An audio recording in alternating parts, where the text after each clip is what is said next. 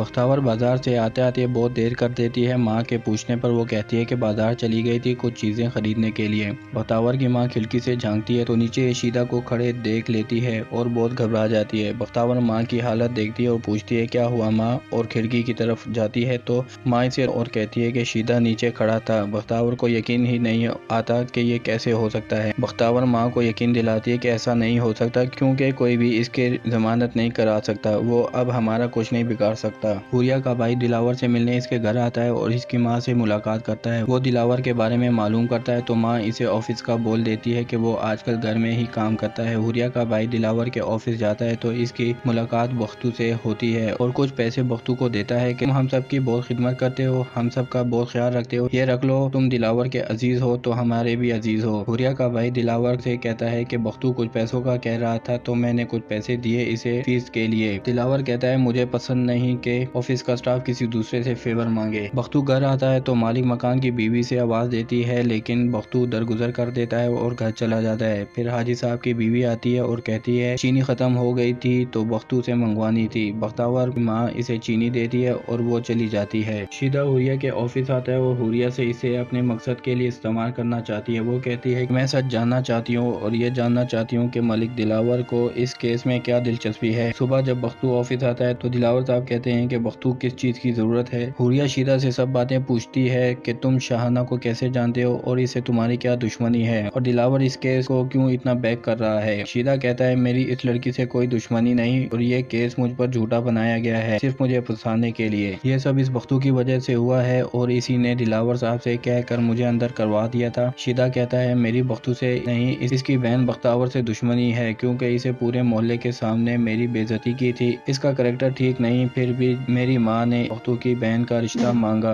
और इन्होंने साफ इनकार कर दिया था, इसलिए अब मैं इन्हें इस मोहल्ले से निकलवा कर ही रहूंगा। हुरिया सोचती है और मैं बख्तू को दिलावर के ऑफिस से निकलवाऊंगी। हुरिया और इसके वालिद के दरमियान भी बहुत बहस होती है। इसके वालिद कहते हैं कि तुम्हें इन मामलात में पढ़ने की क्या जरूरत है, तुम सिर्फ अपना और दिलावर का रिश्ता बचाओ। बस बख्तू दिलावर का मुलाजिम है इसलिए इसे फेवर दे दी होगी, इसका मतलब ये नहीं कि तुम दिलावर पर शक करो, तुम जोश से नहीं होश से काम लो। हुरिया कहती है ये सिर्फ आपके लिए एक सियासी फैसला होगा, मेरे लिए नहीं। शीदा ने हुरिया के कहने पर अपनी जासूसी शुरू कर दी और बख्तू का पीछा करना शुरू कर दिया। हुरिया दिलावर से मिलने घर आती है और दिलावर अपनी मीटिंग के लिए तैयार होता है लेकिन हुरिया आज अपनी पिछली बातें भुलाकर दिलावर को खाने पर ले जाना चाहती है। दिलावर पहले तो बहुत मना करता है लेकिन फिर हुरिया के इसरार करने पर हुरिया के साथ चलने को तैयार हो जाता है और बख्तू को कहता है कि ऑफिस का काम देख लेना, मैं बाहर जा रहा हूँ। मोहसिन दिलावर के ऑफिस आता है और दोनों की आपस में बातचीत होती है। शीदा के बारे में मोहसिन कहता है अभी तक पता नहीं चल रहा कि शीदे की जमानत किसने करवाई। तभी बख्तू को पता चल जाता है कि शीदा थाने से रिहा हो चुका है। क्या आपने बख्तावर की ये किस देखी, इसके बारे में अपनी राय का इजहार जरूर करें। वीडियो पसंद आई तो लाइक कर दें, IK TV को सब्सक्राइब कर दें और साथ में लगी बेल आइकन को भी प्रेस कर दें ताकि हमारी आने वाली नई वीडियो का नोटिफिकेशन आपको मिल सके।